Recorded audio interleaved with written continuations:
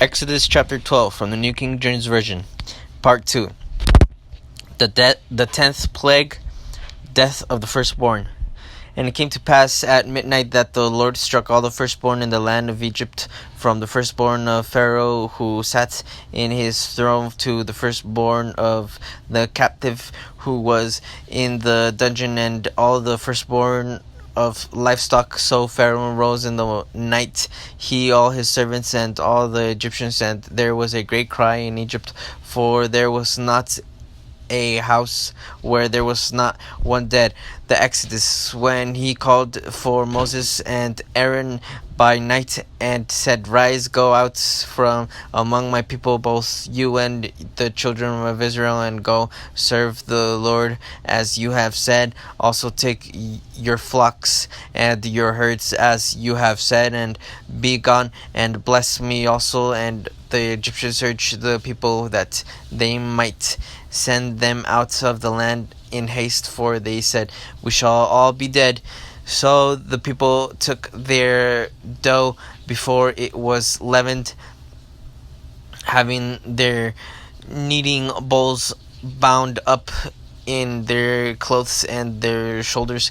Now the children of Israel had done according to the word of Moses, and they had asked from the Egyptians articles of silver, articles of gold, and clothing, and the Lord had given the people favor in the sight of the Egyptians, so that they granted them what they requested. Thus they plundered the Egyptians. Then the children of Israel journeyed from Ramses to Succoth, about 600,000 men on foot.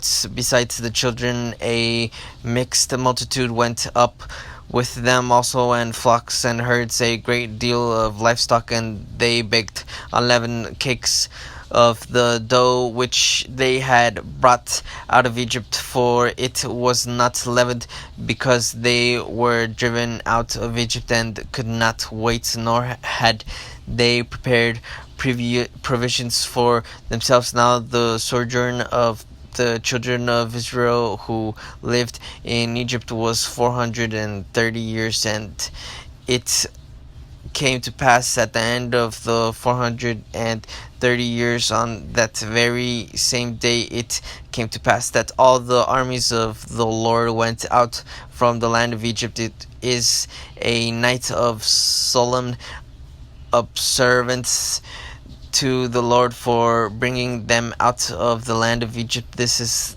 that night of the Lord, a solemn observance for all the children of Israel throughout their generations. Passover regulations. And the Lord said to Moses and Aaron, "This is the ordinance of the Passover. No foreigner shall eat it, but every man's servant who is brought for money when you have circumcised him, and then he may eat it. A sojourn and a hired servant shall not eat it. In one house it shall be eaten. You shall not carry any of the flesh outside the house, nor shall you break one of its bones. All the congregation of Israel shall keep it. And when a stranger dwells with you and wants to keep the Passover to the Lord, let all his males be circumcised, and then let him come near and keep it, and he shall be as a native of the land, for no uncircumcised person shall eat it. One law shall be for the native born and for the stranger who dwells among you."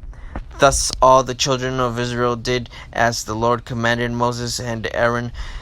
So they did, and it came to pass on the very same day that the Lord brought the children of Israel out of the land of Egypt according to their armies.